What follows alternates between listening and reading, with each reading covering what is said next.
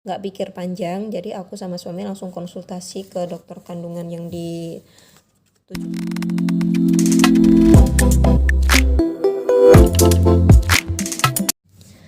Assalamualaikum, halo teman-teman. Kali ini aku mau sharing pengalaman promil yang aku jalani beberapa waktu belakangan ini sama suami. Jadi kami menikah itu akhir 2019, namun benar-benar konsultasi ke dokter untuk promil itu baru Desember 2022 kemarin. Jadi sebenarnya 2020 itu kami sempat ke dokter untuk konsultasi karena saat itu tiba-tiba haidku jadi gak teratur. Jadi udah haid 7 hari, udah bersih, tapi 5 hari kemudian kok muncul flek-flek lagi, muncul keluar darah lagi. Jadi karena was-was, pernah ada riwayat endometriosis sebelumnya, pernah operasi juga seperti yang aku share di video short aku. Bagi yang belum nonton bisa mampir nonton dulu ya, linknya ada di bio. Kami memutuskan untuk konsul ke dokter kandungan terdekat. Di sana aku di USG Transvi dan benar saja ternyata masih ada kista. Kistanya itu ukurannya lumayan, kurang lebih 4 cm diameternya. Jadi oleh beliau aku dirujuk ke rekan beliau, dokter kandungan subspesialis fertilitas di rumah sakit tempat beliau bekerja. Tanpa pikir panjang, aku sama suami langsung konsultasi ke dokter yang direkomendasikan. Jadi di sana aku diberi kertas ini. Jadi ada 4 pemeriksaan infertilitas dasar untuk aku sama suami. Screening awal, cari masalah di mana masalahnya. Suami harus wajib analisis sperma, aku cek hormon, cek HSG sama USG Transvi di hari ke-12. Kami nggak langsung lanjut pemeriksaan ini sih saat itu karena ada sekitar 2 tahun baru kami lanjut konsultasi di bulan Desember kemarin. Jadi bulan Desember kemarin kami konsultasi ulang dan diberi rujukan untuk pemeriksaan ini. Suami Desember cek sperma di Prodia.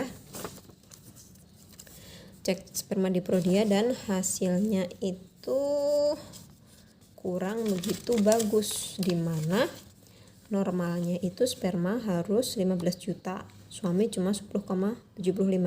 Selain itu bentuknya yang normal itu harusnya 4%, suami cuma 1%. Jadi suami didiagnosa oligoteratozospermia. Nah setelah itu aku cek hormon di hari ketiga haid di bawah sebelum jam 8. Jadi mulai dari habis maghrib itu aku diminta untuk puasa, gak makan gak minum, dan diambil darahnya itu sebelum jam 8 esok paginya. Kalau sampai kelewat dari jam 8 harus mulai di siklus bulan selanjutnya. Diambil darahnya sekitar 3 botol kecil itu untuk dicek hormon ini. Ada FSH, prolaktin, estradiol, sama LH. 3 dari 4 hormon ini alhamdulillah normal.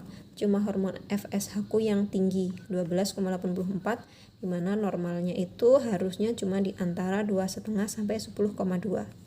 Setelah cek hormon, aku di hari 9 haid itu cek HSG.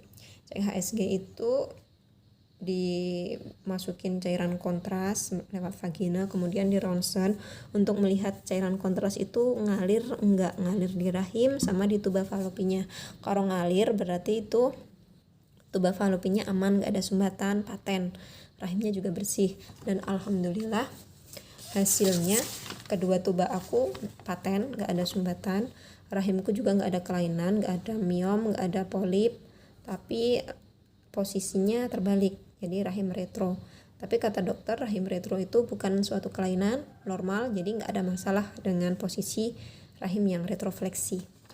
Di hari ke-9 haid aku kembali konsul lagi membawa semua hasil lab dan hasil HSG yang sudah aku lakuin sebelumnya, sambil dicek USG Transvi untuk melihat ketebalan dinding rahim aku sama ukuran sel telurku.